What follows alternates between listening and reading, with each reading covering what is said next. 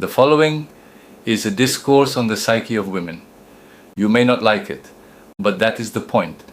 The point is that the ideas expressed here are taken from the views of many people, and it is important that they are presented lucidly in this discourse. You don't like them? That is not the point.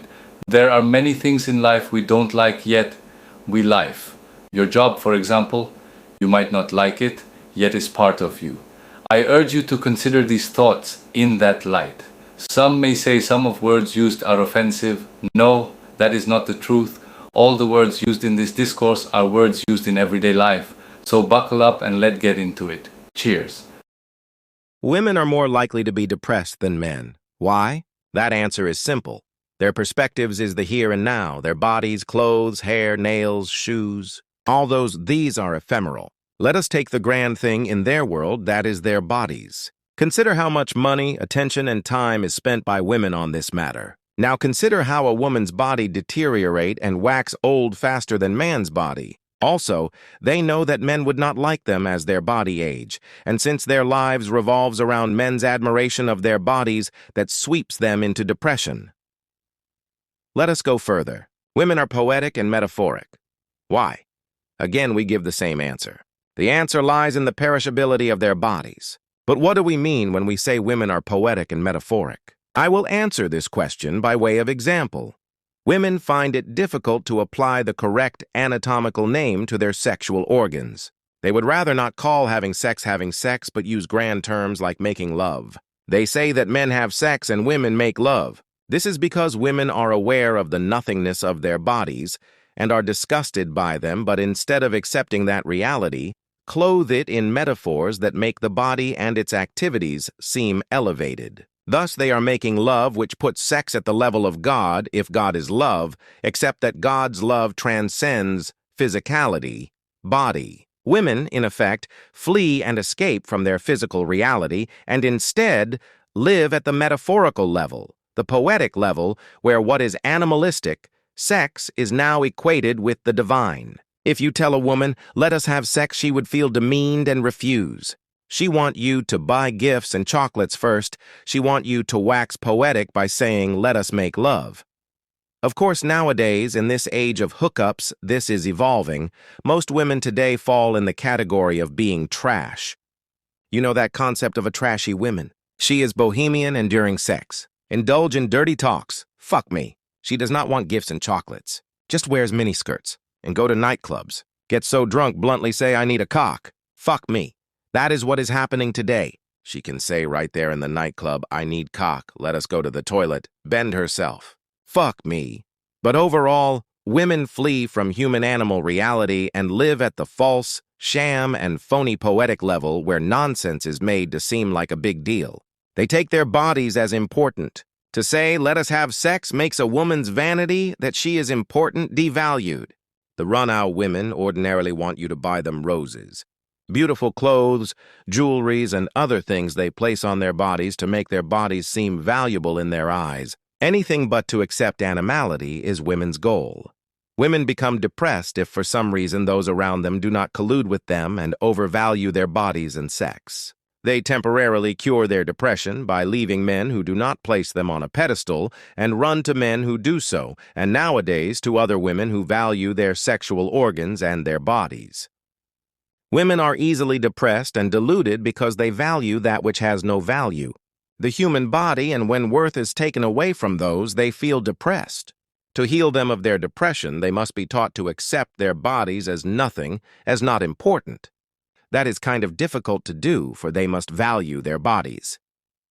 To be depressed is to feel that life is no longer worth living, to lose interests in the activities of daily living, to have no desire to go to work, school, play, groom the self, or do anything at all but wanting to be left alone as one vegetates on one's bed. Some depressed persons reach a point where they want to kill themselves, and some do, in fact, kill themselves. These days, psychiatrists attribute the origin of depression to biochemical imbalances in the brain, low serotonin in the brain. The antidepressant medications, such as Prozac, Paxil, Zoloft, etc., are mostly serotonin reuptake blockers that enable that neurotransmitter to accumulate in the brain, hence give people a feeling of well-being. That one part of women's psychology. Now let us go to the next one, the women personality that has been shaped by feminist thoughts. Traditionally, white men worked like slaves for their women. They placed their women on a pedestal. They exalted their women like they are fragile crystals to be handled with care. But they did not allow their women to have political say-so in society.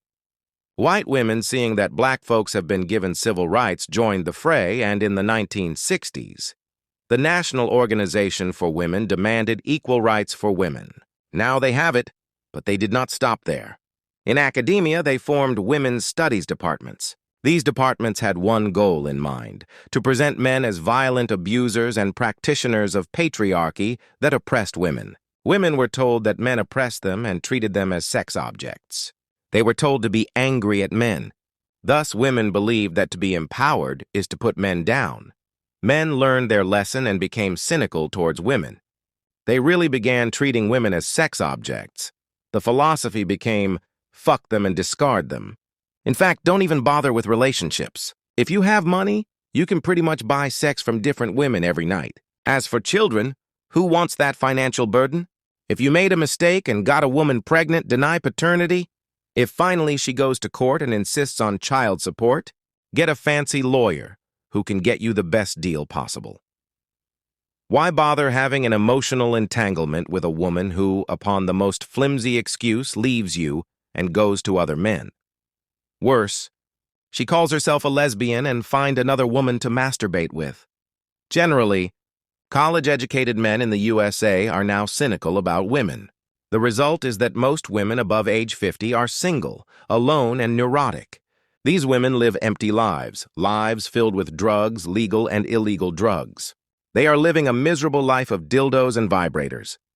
Since women tend to live longer than men, and there are no men to take care of them since they have bullied men, they end up living alone and depressed. It is women that have lost the gender war that they initiated. If you see the fate of older women, most men do not want to have sex with any woman above, say, age 60. Men prefer women under age 35. You would only have pity for these female warriors. That destroyed marriage, an institution that served their best interests. Women did not realize that marriage was designed to protect women and children. It was a bargain that had little in it for men. Men typically do not want to be shackled by marriage. So the women's liberation movement gave men permission to be themselves and abandon women and children. My point is that women have destabilized society, and there is not going to be a quick solution for it. The last time that I checked, men are stronger than women. Any man can punch or slap a woman, and woman, if she retaliates, she will be giving a knockout punch, fall down and faints. No amount of martial arts training would make the average woman able to beat the average man. Male-female relationships have fallen apart. It will take at least a century to reconstruct them on a more healthy footing.